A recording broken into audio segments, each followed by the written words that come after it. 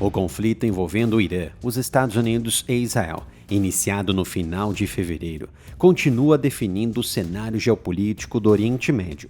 Após mais de 5 semanas de confrontos diretos, com ataques aéreos coordenados e operações navais, as partes envolvidas alcançaram um cessar-fogo temporário de 2 semanas no início de abril.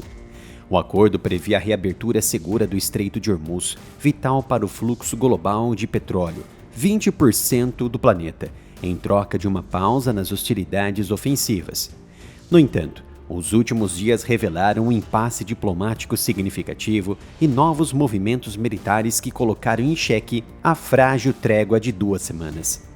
Do ponto de vista militar, as últimas semanas registraram ações coordenadas entre forças americanas e israelenses contra alvos iranianos. Mesmo diante das negociações no Irã, Israel manteve operações contra o Hezbollah no Líbano, incluindo uma grande ofensiva que resultou em centenas de mortes. O custo inicial da operação para os Estados Unidos nas primeiras 6 semanas ultrapassou 11 bilhões de dólares, conforme dados do próprio Pentágono, refletindo o volume de recursos empregados em munições de precisão e reforço de tropas na região, mas sem contabilizar as perdas de equipamentos em toda a guerra.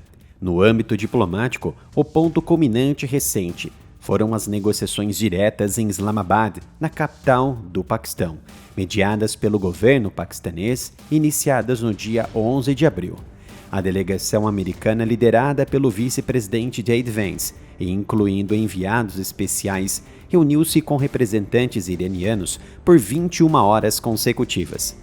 Tratava-se do encontro de alto nível mais significativo entre Washington e Teherã desde o golpe da Revolução Islâmica em 1979, quando o país ainda era governado pelo Shah Reza Pahlavi.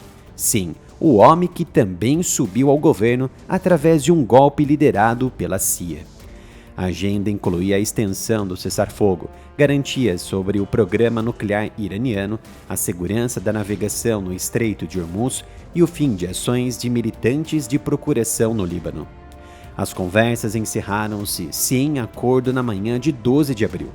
J.D. Vance, em coletiva de imprensa antes de embarcar de volta aos Estados Unidos, declarou que o Irã escolheu não aceitar os nossos termos.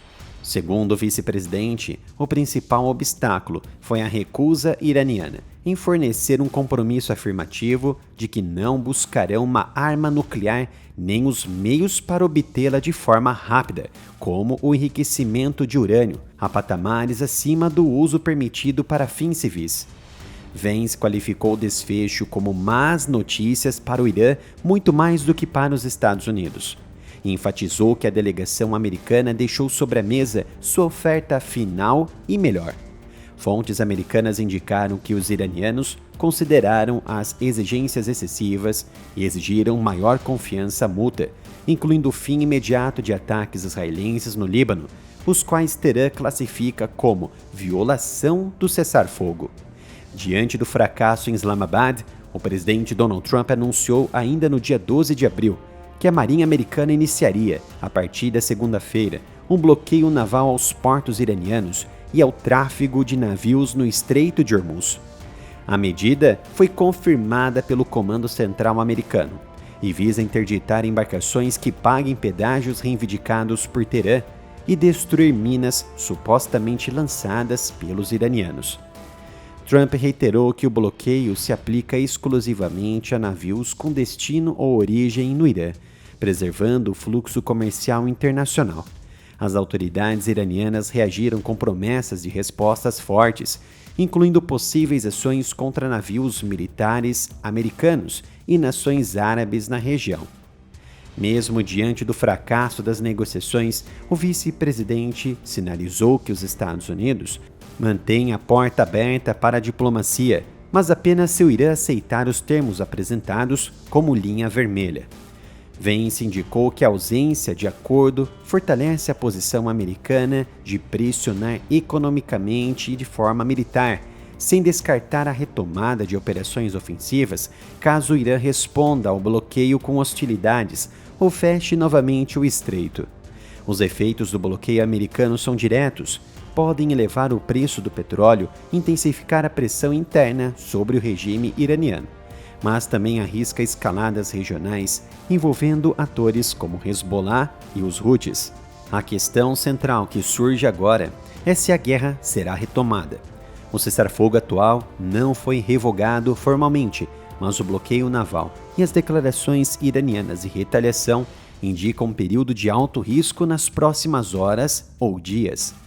Mesmo após o encontro de alto nível entre o secretário-geral da OTAN, Mark Rutte, Donald Trump não conseguiu obter apoio direto para suas operações contra o Irã a partir do apoio de Estados-membros da OTAN. Importantes aliados americanos se recusaram a apoiar ou participar de um bloqueio naval liderado pelos Estados Unidos no Estreito de Hormuz, após o fracasso nas negociações entre as duas partes. A Austrália, por sua vez, rejeitou oficialmente um pedido americano de apoio militar para o bloqueio, priorizando a negociação diplomática em vez da escalada do conflito. O Reino Unido confirmou que não participará do bloqueio, com autoridades afirmando que não fará parte dos esforços para bloquear os portos iranianos. A Alemanha e a França demonstraram resistência, com autoridades alemãs declarando que o conflito não é nossa guerra e defendendo uma abordagem diplomática em vez de uma escalada naval direta. Trump foi deixado na mão mais uma vez pelos aliados. Apesar disso, há algumas questões a serem consideradas. Essas negativas fazem referências às operações diretas contra o Irã. Por exemplo, Emmanuel Macron, da França, e o Reino Unido trabalharão em uma missão multinacional pacífica para restabelecer o tráfego no Estreito de Hormuz, mas ela será separada das partes em conflito. Isso foi declarado pelo próprio presidente francês nesta segunda-feira. As operações americanas devem elevar a crise na região, afetando apenas o tráfego ligado aos portos iranianos. Essa medida eleva drasticamente o risco de confronto naval e tem impacto imediato nos preços globais do petróleo, já que 20% do óleo mundial passa por Hormuz. O Irã possui apenas um porto importante no Estreito de Hormuz, o porto de Bandar Abbas, o maior do país, localizado exatamente na entrada do Estreito de Hormuz, além, é claro, de instalações menores em ilhas próximas, como Quechem e Larak, que não têm relevância comparável. O bloqueio afetará principalmente Bandar Abbas, o principal hub de importação e exportação iraniana, podendo paralisar o comércio marítimo do Irã e gerar uma escalada militar muito rápida. É sempre uma honra em trazer análise e conteúdos únicos para vocês, como neste vídeo.